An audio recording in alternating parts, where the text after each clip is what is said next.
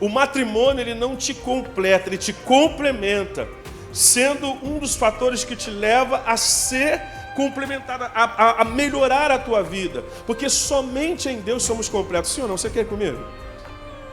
O fato deles andarem com Jesus, o fato deles conviverem com Jesus, o fato deles caminharem com Jesus, o fato deles estarem com a palavra com Jesus, esse contato com Ele foi gerando santificação na vida deles, de modo que a única coisa que eles tinham que lavar é o pé. E o que é o pé? Aquela poeirinha que acontece esporadicamente. Então, pastor, como é que eu me santifico? Como é que eu consigo fazer isso? Segredo, querido. Está nele. Eu vou fazer as disciplinas espirituais, ajuda? Com certeza, eu tenho que jejuar. Mas, deixa eu te falar, o segredo é andar com ele.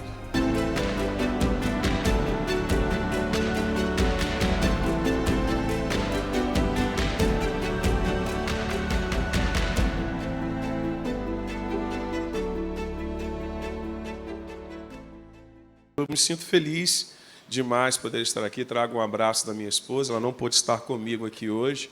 Na outra vez que nós estivemos aqui, ela veio. Vivemos um momento muito especial aqui com essa igreja. E eu estou muito feliz de coração poder estar aqui. Para quem não sabe, eu faço parte da Igreja Batista Nova Filadélfia em Jardim Paraíso. Alguém que conhece? Jardim Paraíso? Um dia você vai para o paraíso, eu tenho certeza disso, né? Eu já estou lá pertinho já, mas Jardim Paraíso é Nova Iguaçu, Estrada de Madureira, indo para Nova Iguaçu. Eu costumo dizer, o dia que você quiser ir lá, é um lugar tão distante. Vai, bota um louvor no carro, vai tranquilo, louvando, adorando. Quando você menos chegar, você vai chegar lá em Jardim Paraíso. Deus tem nos plantado ali naquele lugar. Pastorei a igreja lá há 28 anos. Fui para lá ainda, era bem novinho, bem mais novo, né? Hoje eu estou, aquele caso, curioso caso do Benjamin Button, estou ficando cada vez mais novo, como tem passado o tempo. Pelo menos minha esposa fala isso para mim, né? Meus filhos também, pai, o senhor melhorou. Quem aqui os filhos fazem isso? Fala aqui, que o filho fala assim, pai, como é que você era feio? Nossa, pai, essas fotos aqui, pai, misericórdia. Olha essa calça, porque antigamente, né, eram umas calças diferentes, né, eram umas roupas diferentes. E quando eles olham as fotos, minha esposa adora, nós temos caixas de fotos ainda. E quando a gente senta lá para passar o tempo, ela fala, misericórdia, pai. Aí eles pegam uma foto antiga, botam com uma nova, falam, Jesus, tem misericórdia do meu pai. Pai, glória a Deus, o Senhor melhorou para caramba. E filho não tem esse negócio, né? Filho chega e fala mesmo tudo para a gente. E é muito importante, muito bom, né? Então, eu sou casado, queridos, há 34 anos. Graças a Deus, a minha esposa é uma bênção, uma mulher de Deus maravilhosa, uma companheira que tem estado comigo esses anos todos e eu glorifico a Deus por isso. Sou pai de uma jovem que casou agora no ano passado, a Jéssica, com 32 anos. Minha filha, psicóloga, uma menina de Deus, que Deus tem usado ela de maneira poderosa. Né? Já apareceu lá, Anderson? Não, né? Não, né? Falta um pouco, né? Vou orar para Deus preparar teu coração. Que é estranho, né? Chega aquele cara de repente, boa noite, seu Ailton. Aí eu fecho a cara e falo, o que você quer aqui, amigo? Não é porque aí dá aquela gaguejada, né? Daquela gaguejada. Não é porque fala, rapaz, fica tranquilo. Não fazer nada não. Mas aí, graças a Deus, um bom rapaz, um homem de Deus, hoje eles estão firmes, estão lá na igreja agora, né, participando. Tem o Júnior, que tem 20 anos, também um menino muito abençoado, muito querido, Deus tem feito grandes coisas na vida dele. E só para poder apresentar, né, que a gente tem uma família não perfeita, mas feliz, uma família abençoada, onde nós temos procurado aplicar os princípios de Deus e tem funcionado, tem dado certo. E a ideia nessa manhã é poder compartilhar um pouco daquilo que Deus tem feito e aquele entendimento que veio até nós no decorrer dos anos, ok? Então, também quero mandar um abraço para todos aqueles que estão aí assistindo. Tem um grupo muito grande online, né?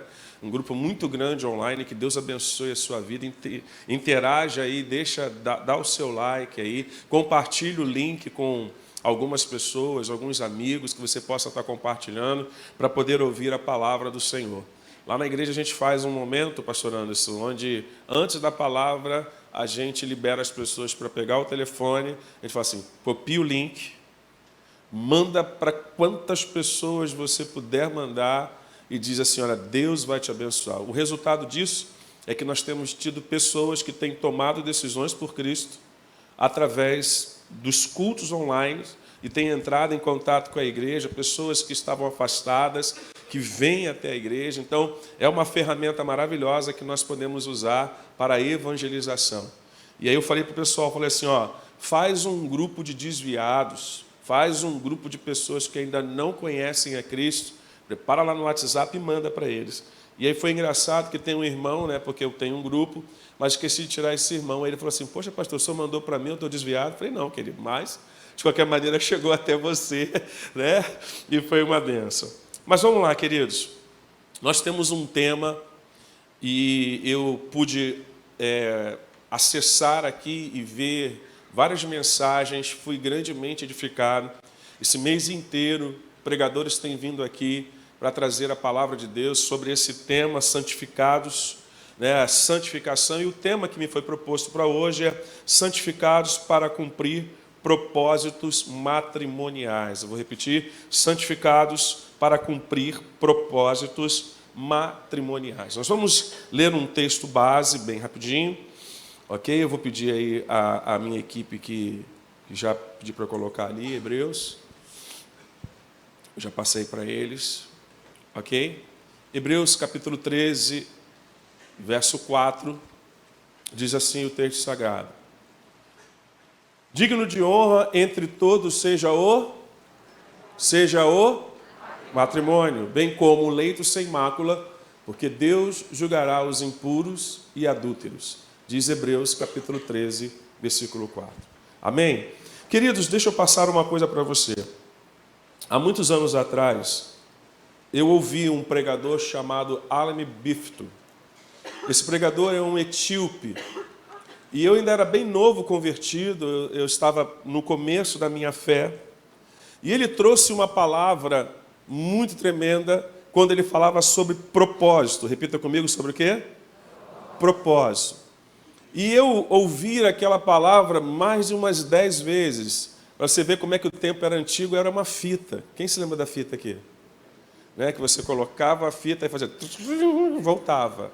E aí, para você poder ouvir. Depois tinha fita... E eu ouvia aquela fita várias vezes, porque ele falava sobre propósito. E eu lembro que quando ele ministrou, uma das coisas que mais chamou a minha atenção foi quando ele disse que a maior tragédia que um ser humano podia viver, a maior tragédia do mundo, não era a pessoa pender por ser um assassino, a pessoa ser um adúltero, a pessoa ser um fornicário, a pessoa ser uma pessoa má. Ele falava o seguinte para mim, a maior tragédia do mundo é uma pessoa existir e não saber o seu propósito. E aquilo marcou a minha vida, por quê? Porque realmente essas atitudes são consequências de você não conhecer o seu propósito. E quando uma pessoa não conhece o seu propósito, ela vai pegar caminhos e ela vai tentar construir uma vida. E essa vida, via de regra, ela vai ser uma vida onde todos os passos dessa pessoa irá ser contrário àquilo que Deus estabeleceu.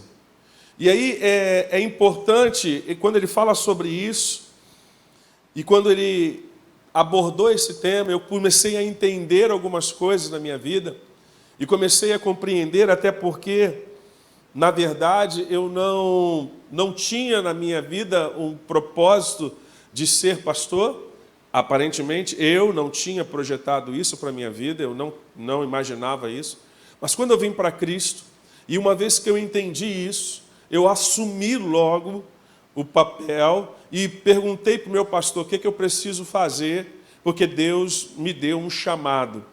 E aí meu pastor me mandou para o seminário, eu fui para o seminário, E ali estudei durante 4 anos, fizemos um curso de bacharel em teologia. E depois nós fomos continuando estudando e chegou o momento, e na época eu com 25 anos fui ordenado ao Ministério da Palavra. Com 25 anos eu fui um dos pastores mais novos da minha convenção, Convenção Batista Nacional. E ali a gente pôde prosseguir, porque eu entendi que Deus tinha o que na minha vida? Um propósito. Da mesma forma que Ele tem um propósito na minha vida, Ele também tem um propósito na sua vida. E parece que isso é um jargão. Porém, eu quero hoje transitar com você, nós vamos trabalhar um pouco na palavra de Deus, porque quando o pastor Anderson ele veio falar sobre santidade, e trazer santidade para dentro dos propósitos do matrimônio, ele foi muito feliz com esse tema e trazer isso à baila nos dias de hoje. Por quê? Você sabe muito bem, como todos nós aqui, que a família tem sido atacada de uma forma muito veemente, muito forte. Concordamos isso ou não? Antigamente, eles faziam isso de uma forma muito mais velada. Antigamente, eles não tinham tanta coragem de fazer. Agora, eles abertamente, eles dizem, nós somos contra a família tradicional, e nós vamos destruir a família. É o que eles apontam, o que eles tentam dizer o tempo todo. E não somente eles verbalizam isso, mas quando você realmente tem um olhar mais profundo, você vai observar que isso é um projeto que não nasceu hoje. Isso é um projeto de muitos anos, que eles vêm devagarinho, desconstruindo coisas, marcos, pilares fundamentais, fazendo com que aquilo que não é normal passe a ser normal, aquilo que não deveria ser banalizado tem sido banalizado, aquilo que Deus não aprova tem sido aprovado, porque, queridos, saber que já existe vamos dizer assim, um adversário lá de fora para dentro, nós sabemos. Nós já sabemos que nós temos um inimigo. O maior problema é quando esse inimigo ele se levanta dentro da própria igreja, dentro da igreja do Senhor. E aí nós vivemos um problema muito grande, e João já falava isso na sua epístola, quando ele dizia, olha, muitos anticristos vão surgir.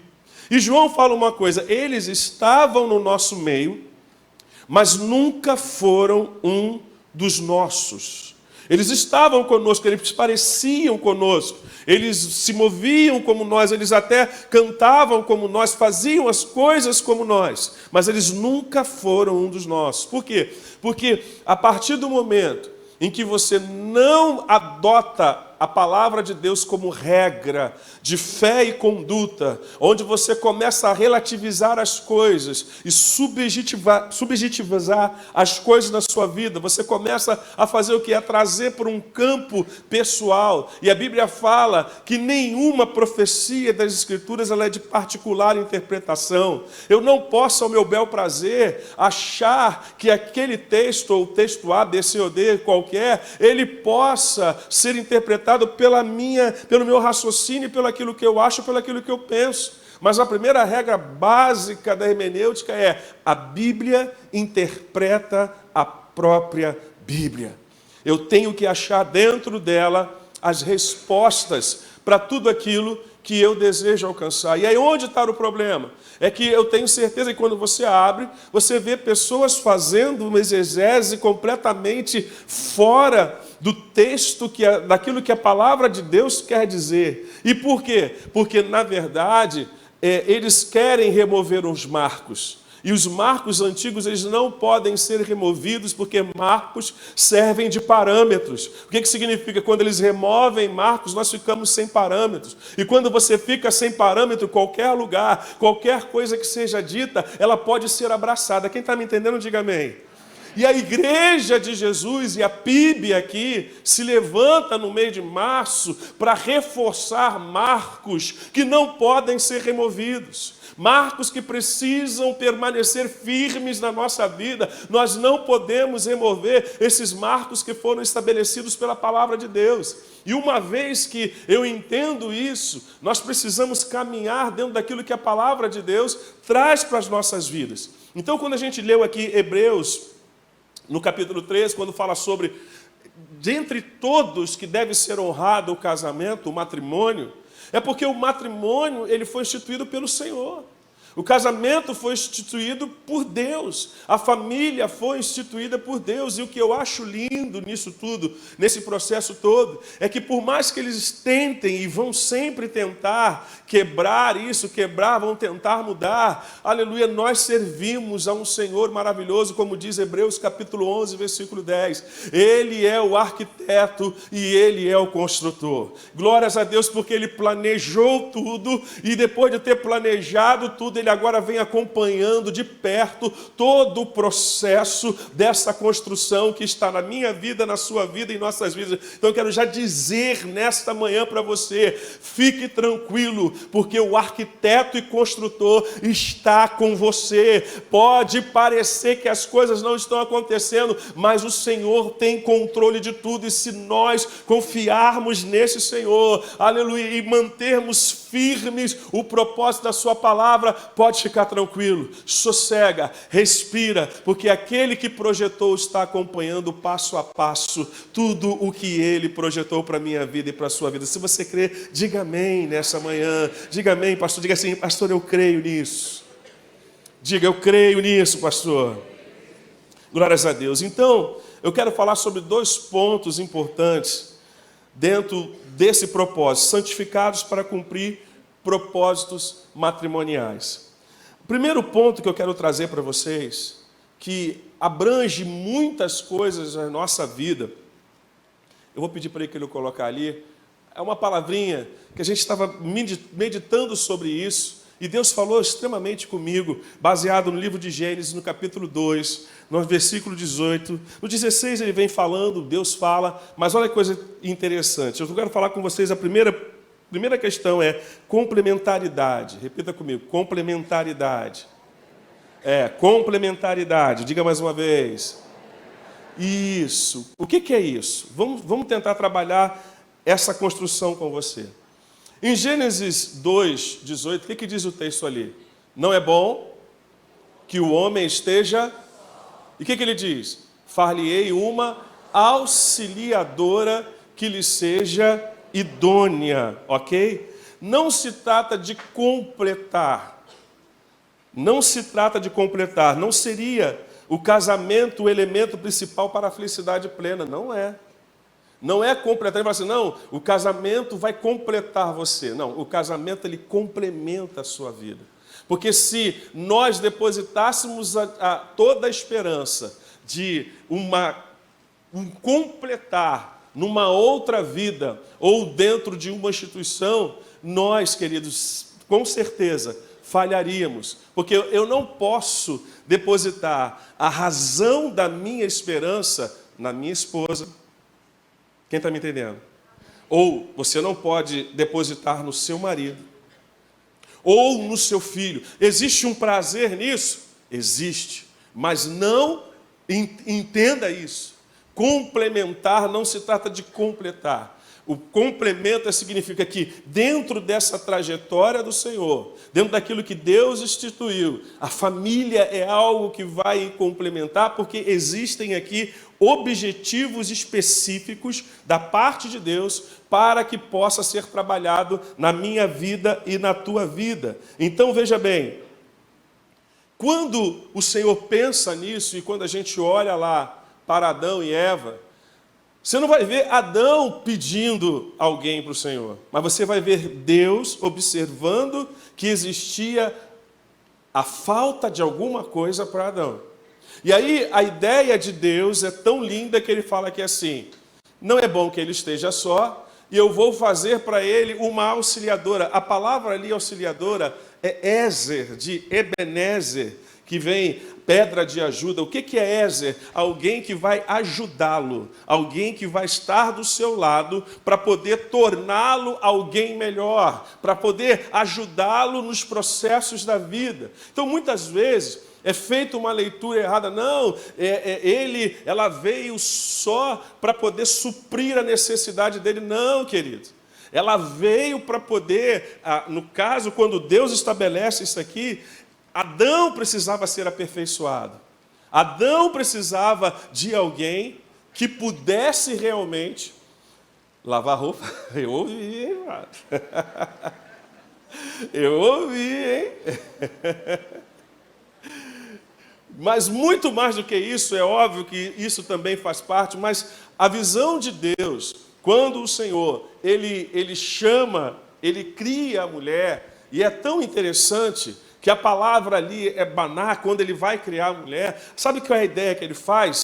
Ele pega o homem diante da sua necessidade, preste atenção, Deus observou que ele estava sozinho, mas ele não tinha ninguém semelhante a ele, então Deus vai, e o nosso querido professor Adalto Lourenço, que partiu agora, um homem extraordinário, quando ele faz essa analogia, é algo maravilhoso, ele diz assim, Deus pega o homem e coloca ele num sono profundo, dá uma anestesia geral.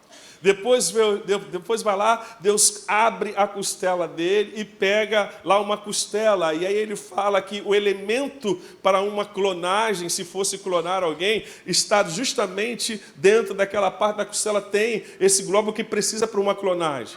Depois o Senhor vai e fecha a operação plástica. Aí ele fala, e leva aquela costela para o laboratório, porque às vezes quando nós lemos, nós achamos que tudo aconteceu assim.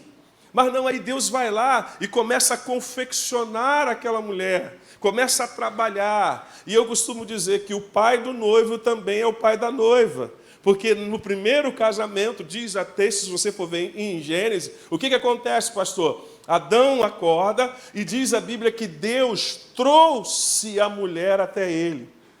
Imagina isso. Adão está lá, depois daquele momento que ele está ali, aí ele acorda. Quando ele olha para aquela mulher, ele usa uma expressão no hebraico e fala, Isha, porque ele nunca tinha visto alguém igual a ele. E aí quando ele olha, ele fala assim, tipo hoje, uau! Quem aqui se lembra como foi a primeira vez que você viu a sua esposa, a namorada? Quem aqui se lembra? O que você fez aí? Quem lembra? O que você fez quando você viu? E não lembro, não estou querendo trazer problema, viu, queridos? Por favor, a mente vai passando, né? A coisa vai colocando.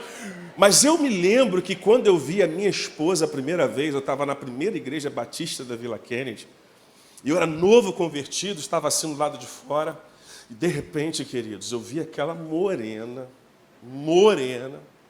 né, com aquela saia de seda javanesa, aquela coisa, aquele cabelo solto, e ela não andava, ela flutuava, ela andava assim. Aí quando, sabe slow motion aquele? Aí quando ela entrou, ela fez assim no cabelo.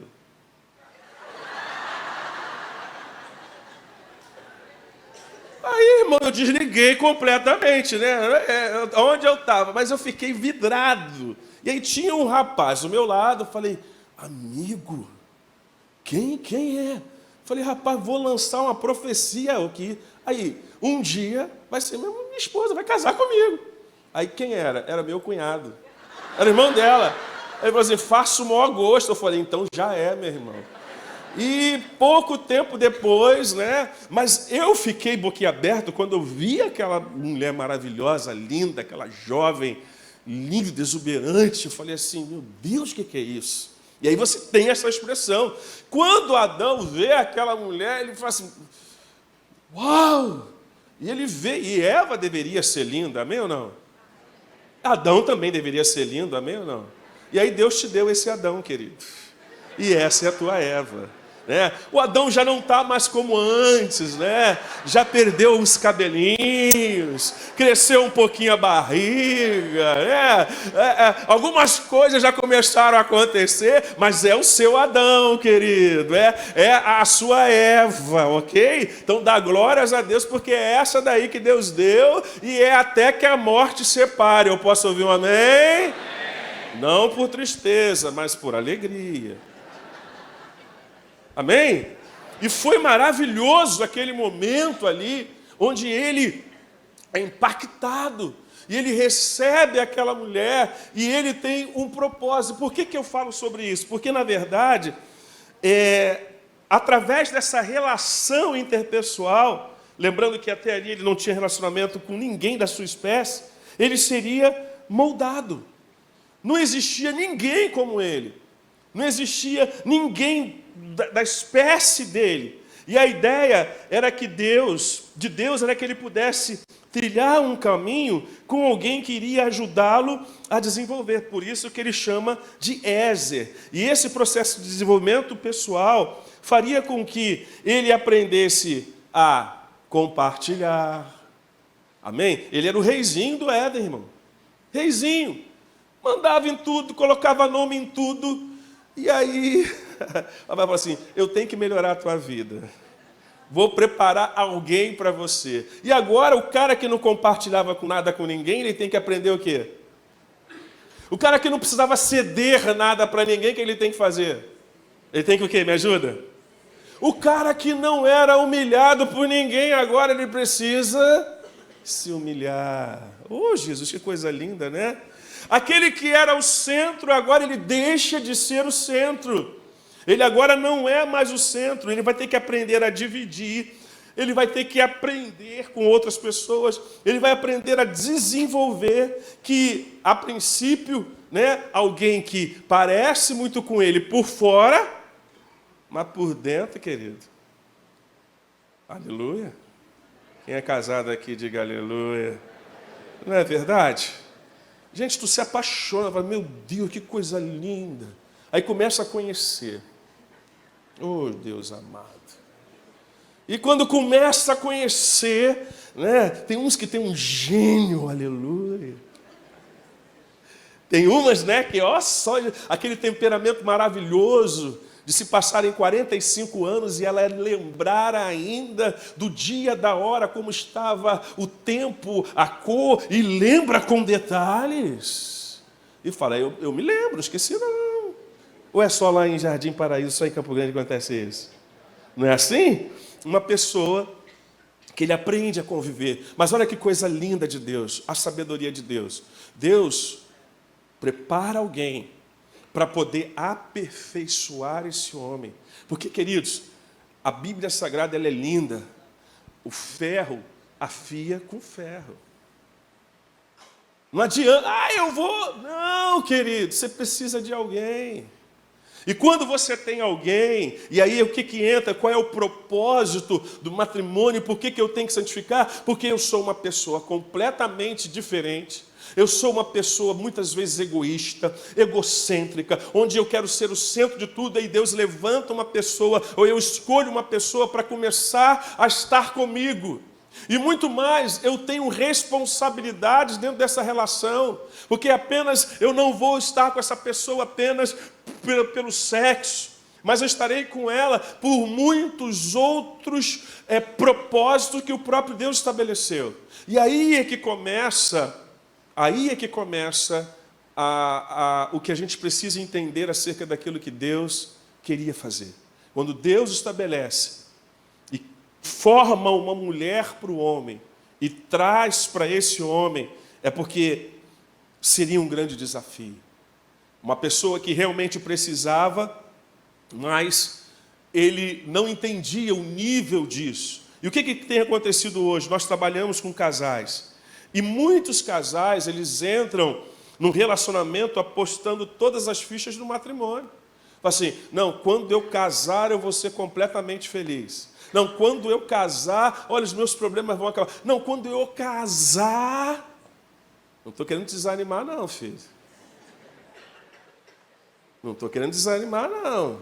Mas se você entra num casamento com essa visão, tu está perdido.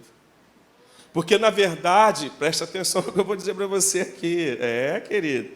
O matrimônio, ele não te completa, ele te complementa, sendo um dos fatores que te leva a ser complementado, a melhorar a tua vida. Porque somente em Deus somos completos. Sim ou não? Você quer comigo? Só Deus nos completa. Aí, por exemplo, alguém que foi chamado para viver solteiro, essa pessoa nunca será completa? Sim. Porque ela tem um chamado, foi chamada para viver daquela forma, e Deus é suficiente para completar essa pessoa. Quem está me entendendo, diga amém. Tem gente que fala assim, não, eu conheço pessoas que falam assim, cara, eu não quero casar e não sinto falta de ninguém. Se aplica na obra de Deus, aí você vai ver. Tem pessoas que nascem com esse propósito. Eu não seria eunuco nunca. Você está entendendo? Assim, cara, deixa eu te contar uma coisa aqui. Posso contar, Fábio? Quando eu era mais novo, a gente estava subindo para buscar a Deus, né? Com sede de Deus. Vontade de querer ser santo, vontade de separar, vontade de buscar. E fomos buscar. E aí fomos num lugar orar. E aí tinha um menino, um amigo, que ele começou a fazer uma oração que nós até ficamos envergonhados com a oração dele. Ele falou assim, Senhor, eu quero ser igual Paulo, eu não quero ter ninguém, Senhor. Aí, pô, a gente, caramba, olha o nível da oração do cara. Eu falei, Senhor, eu não consigo, eu preciso de alguém. Para mim o negócio é brabo, beleza. Aí ele desceu, aí eu, o outro pastor amigo, hoje nós somos todos pastores, aí descemos, nós falamos assim, pô, rapaz, aí, sensacional, cara. Parabéns, glória a Deus por isso. Ele, não, meu irmão, eu vou viver para o Senhor. Falei, glória a Deus. 3 dias depois, está o menino sentado na praça e uma menina. Ah, irmão, aí eu passei, olhei, eu falei, bem alto no meio da praça, Senhor, eu quero ser igual ao Paulo. Ele olhou assim, ficou assustado. E, por quê? Porque tem gente que tem essa vocação, mas a maioria aqui não tem. Posso ouvir um amém? Tu tem vocação para isso, mano? Tu tem? Não tem, né? Nenhuma. Não tem, mas algumas pessoas têm. Então, você acreditar que o casamento, o matrimônio, vai te completar plenamente, você está fora de ordem. Quem está me entendendo? O casamento vai te ajudar muito. A vida 2 vai te ajudar, se você entender o propósito. Isso vai te ajudar muito. E que foi, a gente sabe que, infelizmente, Adão não conseguiu entender isso. Porque quando Deus dá aquela mulher para Adão, o propósito de Deus era que ele entendesse isso e ele cuidasse dela. O propósito de Deus era que ele guardasse a vida dela. O propósito de Deus era que ele ensinasse ela a amar a Deus. O propósito que Deus estabelece com ela é que eles pudessem desenvolver uma vida juntos, uma vida em conjunto, onde essa vida redundaria em glória e louvor ao nosso Deus. Deus não faz nada sem projeto, Ele faz tudo com projeto. E qual era o desejo de Deus? De Deus povoar a terra com um homem que fosse apaixonado por Ele, um homem que o amasse, ou consecutivamente uma mulher que amasse a Deus de todo o coração, e a sua descendência fosse uma descendência que amasse a Deus. Imagine uma terra cheia de pessoas apaixonadas por Deus, que amam a Deus acima de tudo e de todos, e os filhos amam, e os filhos dos filhos amam, e os filhos dos filhos dos filhos amam. Uma terra povoada onde Deus reina e o amor das suas criaturas, dos seus filhos por Ele, fosse uma coisa real, latente, visível para todos aqueles que estivessem ali. Era esse o propósito. Foi esse o propósito. Mas nós sabemos o quê? Que ele não entendeu isso. Ele era o rei, ele precisava entender aquilo, mas ele não entendeu. Por quê? Porque o que acontece no Éden é uma tragédia. Porque ele não entendeu os seus vários papéis como cabeça. E isso aponta para uma vida que não soube desfrutar da presença e dos conselhos de Deus. Nós temos conhecimento pelas Escrituras, você sabe disso, que a Bíblia chama de Adão, né, o primeiro Adão, e chama de Jesus o último Adão, não chama Jesus de segundo Adão. Por quê? Porque Jesus foi o Adão que Adão não foi. Jesus foi o Adão que o Adão deveria ser. Porque, ao contrário de Jesus, note bem, Deus faz o homem, sim, cria o homem. Com o quê, pastor? Ele tem o Adão natural, o Adão que vai cuidar da família, o Adão que vai cuidar do campo, o Adão que vai cuidar dos filhos, o Adão que vai cuidar daquilo tudo, mas ele também tem o Adão que precisa ser espiritual. Quem está me entendendo, diga amém. O Adão que precisa ter acesso a Deus, o Adão que precisa ser um sacerdote na sua casa, o Adão que precisa ser aquele que vai guardar, aquele que vai instruir, aquele que vai realmente ser uma referência. E o que aconteceu, pastor? Lá em Romanos, no capítulo 5, no versículo 12, você vai ver que por causa desse Adão, o pecado passou para todos nós. O que significa? Significa que ele falhou na execução do seu projeto, daquilo que Deus tinha na vida dele. Agora eu fico pensando, pastor Anderson, imagine você ter um pai como Deus. Aonde que Deus falhou? Para mim, vamos lá, já parou para pensar nisso? Porque às vezes, deixa eu abrir só um parênteses aqui. Às vezes tem pais aqui, e eu quero que nessa manhã seja uma manhã de cura para a tua vida. Às vezes tem pais que ensinaram a criança, pais que ministraram, que foram exemplo, que realmente eles mostraram o caminho, mas o filho cresceu, ele é um indivíduo que tem capacidade de tomar decisões, e ele tomou a decisão de não querer servir o Deus que tu serve. Quem está me entendendo? Aí o pai vive num looping de uma culpa eterna o tempo todo, achando que a culpa é dele. Deixa eu te falar, querido, se você cumpriu cabalmente o teu papel, se você honrou a Deus, se você fez aquilo que Deuteronômio 6 instrui, porque aonde está o problema? O problema é que muitas vezes nós acreditamos que só trazendo para a igreja e deixando a criança na escola, na escolinha das crianças, naquele momento é suficiente para que essa criança cresça e ame a Deus. E na verdade não é. A maior imersão que tem que acontecer, e está dentro do propósito que Deus tinha, a maior imersão que acontece, como diz lá em Deuteronômio capítulo 6, a partir do versículo 5, ela se dá de que maneira? Existem três coisas importantíssimas ali. Primeiro, em Deuteronômio no capítulo 5, ele vem falando uma coisa muito interessante. Ele fala sobre, Deuteronômio capítulo 6, perdão, no versículo 5. Primeira coisa que tem que ter, ele fala assim, você precisa amar a Deus de todo o teu coração. Primeira coisa. Aí deixa eu te falar uma coisa. O amor contagia, sim ou não?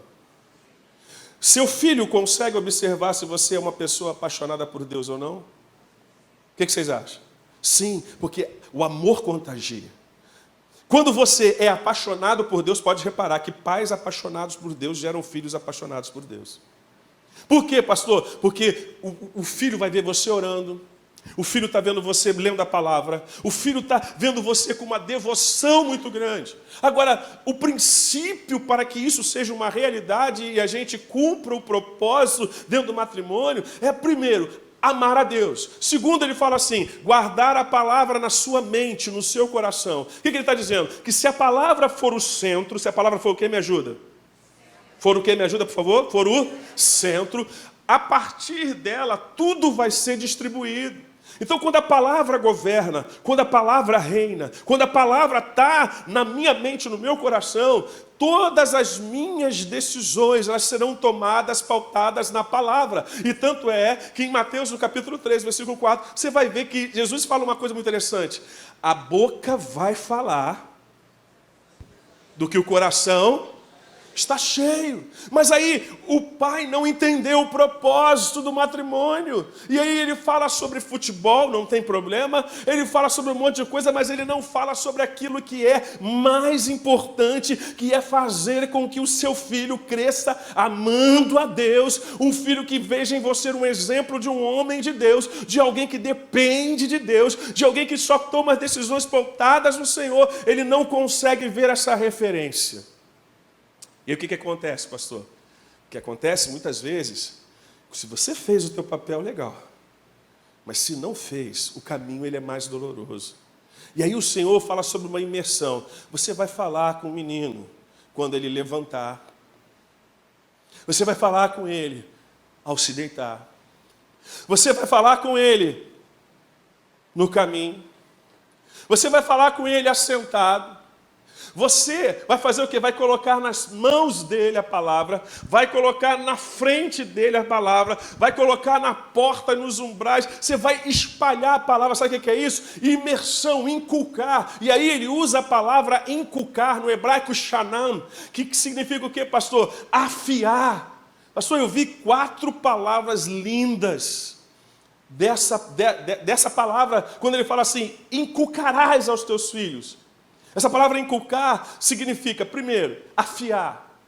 Você pega uma pedra, pega alguma coisa, um ferro bruto, você não consegue, será que eu consigo fazer alguma coisa ali? Pois é, coisas lindíssimas e poderosas e úteis são feitas a partir de elementos brutos, mas tem que ter trabalho. Para quê? Para afiar, para passar no fogo, para colocar na água, processos, mas a gente não quer gastar tempo com processos. E o mundo já entendeu isso. O mundo entendeu isso. E muitas vezes nós não entendemos. Já aconteceu com você de estar cantando uma música que você não gostaria de estar cantando? Tipo assim, está tocando o tempo todo. Aí daqui a pouco tu está. Eu falei, meu Deus, está amarrado em nome de Jesus. Tem misericórdia. Que a música fica tocando o tempo, tu senta no coisa, você vai para o lugar. O que é isso? Eles estão inculcando. Ah, pai, isso é chato. Deixa ser chato. Ah, não, deixa ser chato. Mas o importante é que a palavra está sendo trabalhada no coração dele. Quem está me entendendo, diga amém. Esse é um dos propósitos do matrimônio. Se eu não entender isso, o que vai acontecer, pastor, é que meus filhos vão crescer. Eles não vão querer servir ao Deus que nós servimos. Quem está me entendendo, por favor, diga amém. Então, quando fala sobre isso, é muito importante você entender, como diz 1 Coríntios capítulo 12, versículo 14, o homem natural, ele não aceita as coisas do Espírito de Deus. Ela se discerne espiritualmente, mas o homem espiritual julga todas as coisas, mas ele não é julgado por ninguém. Jesus foi esse Adão, e ele mostra para a gente claramente qual deve ser a nossa postura. Ah, pastor, mas Jesus não casou, mas ele está noivo. Ele veio aqui e não casou, ele não sabe. Ele está noivo. E ele vem buscar a sua noiva. E um dia ele vai casar com ela e nós somos essa noiva. Você pode dizer um amém nessa hora? Ele ainda não casou, mas ele já está comprometido.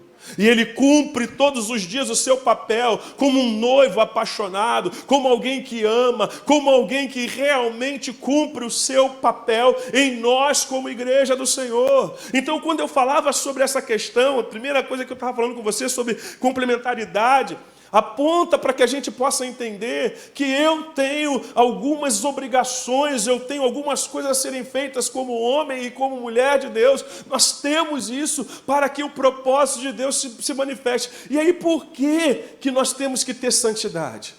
Porque, querido, cá entre nós, Paulo diz, na minha carne, e você sabe disso, eu sei que em mim não habita o quê?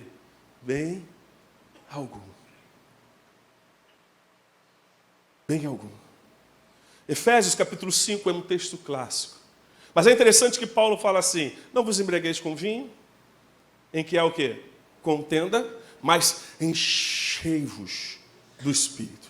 E aí ele vai dando as características de quem é cheio do Espírito. Não fala mal dos outros. Quando se reúne, um tem salmo, outro tem doutrina, outro tem cântico.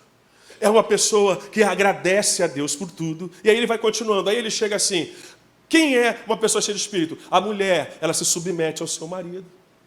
E submissão não é você estar debaixo, já aprendemos isso, mas a palavra ali é muito interessante, é uma palavra que é usada para duas ações.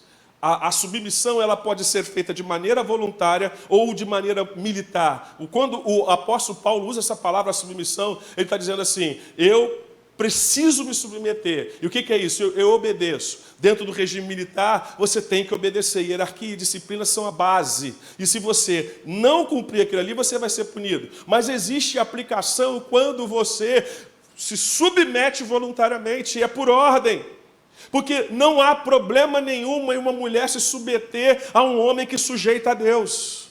Preste atenção, é por ordem. Eu me sujeito a Deus e a mulher se sujeita a mim. Olha que coisa linda. Qual é a dificuldade que uma mulher tem de se sujeitar a um homem que é completamente sujeito a Deus? Mas os homens que não se sujeitam a Deus querem que as mulheres se sujeitem a eles. Aí fica complicado. Quem está me entendendo, diga amém. É por ordem. Eu me sujeito ao Pai. E aí vai ser natural. Isso vai alcançar a minha vida, vai alcançar a minha família. Isso é uma coisa que vai acontecer naturalmente. Então, quando isso acontece, eu já estou terminando aqui, nosso tempo já está chegando, eu quero já avançar, mas santificados para cumprir os propósitos matrimoniais. Eu aqui falei sobre alguns propósitos dentro desse texto. Primeiro, o marido tem que amar a mulher. Amém? Diga aí, maridos, amém?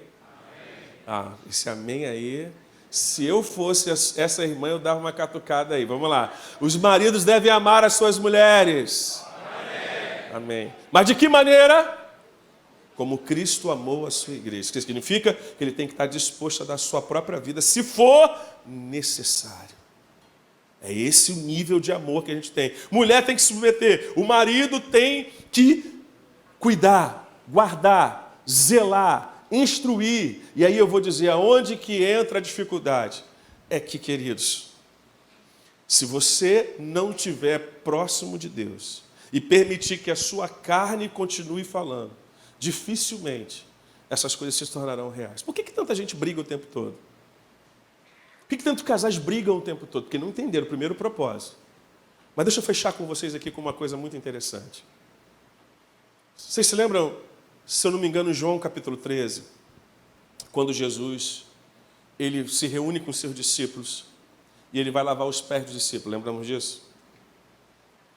Quando ele vai lavar os pés dos discípulos, eu não trabalhei aqui com santificação, porque eu sei que vocês já entenderam isso. Mas deixa eu te explicar uma coisa prática. Jesus vai fazer o quê? Me ajuda, vai lavar os quê? Os pés do discípulo. E ele vai lavando. Quando ele chega em Pedro, quando ele chega em quem? Me ajuda? Pedro diz o que para ele? Não, Senhor. De modo algum, tu vai lavar os meus pés. Ok? Aí o que Jesus fala? Pedro, se eu não lavar os teus pés, tu não tem parte comigo. Aí Pedro fala assim, então não somente os pés, mas lava a mão, lava a cabeça, lava tudo. Que Pedro é assim. Aí Jesus fala uma coisa tremenda, pastor. Ele fala assim, quem já se banhou não precisa lavar senão o pé. Olha só, vocês já estão limpos. Nem eles sabiam que eles estavam limpos. Mas o que fez, qual foi o processo que fez com que eles se tornassem limpos? Andar com Jesus todos os dias. O fato deles andarem com Jesus, o fato deles conviverem com Jesus, o fato deles caminharem com Jesus, o fato deles estarem com a palavra com Jesus, esse contato com Ele foi gerando santificação na vida deles, de modo que a única coisa que eles tinham que lavar é o pé. E o que é o pé? Aquela poeirinha que acontece esporadicamente. Então, pastor, como é que eu me santifico? Como é que eu consigo fazer isso? Segredo, querido, está nele. Aí eu vou fazer as disciplinas espirituais, ajuda, com certeza, eu tenho que jejuar, mas deixa eu te falar, o segredo é andar com ele. Pastor Anderson, vem aqui rapidinho, por favor. Bem rápido, a gente já vai terminar. Quem aqui me dá 5 minutinhos, levanta a mão, 5 minutinhos. 5, 10, ih, aleluia, pastor, vamos fazer vigília, uma hora. Deixa eu te falar. A questão é quando a gente começa a andar com ele, e era esse o desejo do Senhor. O Senhor, quando criou Adão, Ele queria que Adão andasse com Ele. Porque a santificação de Adão se daria no relacionamento que ele teria com Deus. Você está me entendendo? Quando você começa a andar com Deus, escuta, ser santo é o quê? É você se afastar do pecado, mas se aproximar de Deus. Não adianta querer se afastar e não se aproximar, porque o grande segredo é andar com Ele. Enquanto ele andou com Ele, as coisas aconteceram. Mas quando ele se distanciou, E quando Deus já não foi mais necessário, o pecado bateu na porta. O pecado entrou, a família foi destruída, e de tabela chegou na gente. Entende? Mas aí vem o último Adão. E o último Adão mostra o seguinte: ainda que eu seja homem, ainda que eu seja 100% homem, Deus, eu decido andar com Ele. E o que acontece? Quando esse Adão anda, o último Adão anda com o Pai, todos aqueles que começam a andar com Ele, também começam a adquirir a forma do Pai. Tu vê, eu entrei aqui pretinho, sem óculos, cabelo duro. Já estou branquinho por dentro. O processo já começou. Continua falando mais, vai especificando. Entendeu? A coisa começa a mudar. Quando nós entendemos isso. Pastor, meu casamento está difícil, eu sei. Porque cadê Jesus lá? Cadê Jesus? Qual foi a última vez que vocês se reuniram juntos?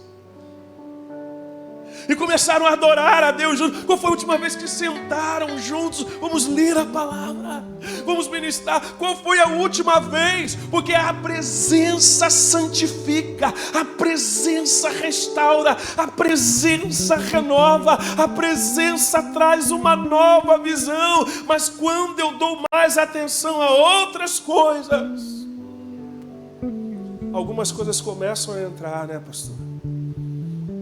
E aí, as nossas famílias deixam de usufruir de coisas tão maravilhosas que Deus tem para ela. Obrigado, pastor, pelo tempo.